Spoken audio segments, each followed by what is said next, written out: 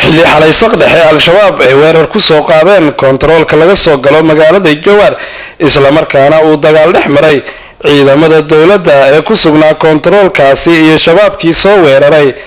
ayaa maanta gudoomiyaha maamulka gobolka Shabeellaha Dhexe Axmed Meyre Makaraan iyo saraakiisha ciidamada dowladda ay kormeereen bartii koontarool ee xalay shabaab uu soo weeraray dhinacaani soo geedahan soo galay meeshaas markaas xabad soo galay sabirka ku meeshaan oo laga bilaabay qaab godobka san ku jirnay ilaa iyo gudoomiyaha maamulka degmada Jowhar Cabduqaadir Cabdulle Buurfule iyo taliyaha qaybta booliska gobolka Shabeellaha Dhexe Khaliif Cabdulle ayaa dhiirigeliyay ciidamadii xalay dagaalka la galay shabaabkii soo weeraray maxaafadkii Abshir Ali Guure waa meeshii xalay saqdi dhexe ay nagu soo weerareen qolooyinkii nabadiidka xilli abaarihii 9 saac iyo 20 xilli la joogo marka waxaanu leenahay waxaan aad iyo aad idinkaga mahadcelinaynaa difaacaad sameyseen xalay weligiina waad ahaydeen waan idinku amaanaynaa waxaan leenahay Allah idin la jiro iyadoo duruuftan aad lagu jiro haddana say difaacayeen cadow iyo 9 saac iyo 9 saac iyo 20 soo weeraray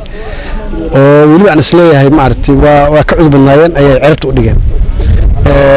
ayaantan hadda waxay u maleynayeen in moognahay dhaqaaqaasi waa wadeen waan la socday gudoomiyaha maamulka gobolka Shabeellaha Dhexe Axmed Meyre Makaraan ayaa been abuur ku tilmaamay warar ay baahiyeen warbaahinta qaar oo ahaa in Jowhar shabaab ay la wareegeen waxaan kale u sheegaynaa waxa laga yaabaa in dadku saxaafadaha ay si xun ay u turjumayaan ama ay leeyihiin saaka iyo waxyaabahaas warar qaldan ay tabihayaan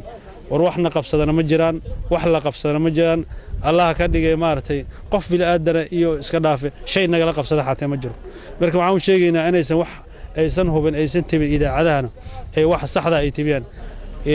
maantu meeshii xalay wax ka dhaceen joognaa wax dhibaatana kama jiraan ciidamadii meeshii joogana wax dhibaato ma qabaan wax gaaray haba yaraateen ma jiraan aad iyo aadan maartay u mahadsan yihiin shaqadoodana inay si laban ka rajeeyeen sidoo kale gudoomiye Makaraan ayaa faray ciidamada ku sugan furumaha hore ee dagaalka inay fiijignaadaan xilliyada habeenkii ah ciidamada ku sugan guud ahaan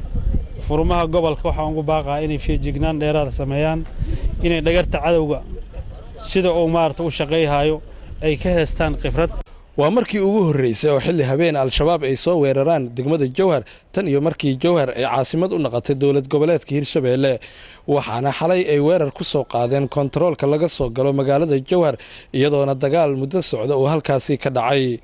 Ismaaciil Cabdulle Sabriye Universal TV Jowhar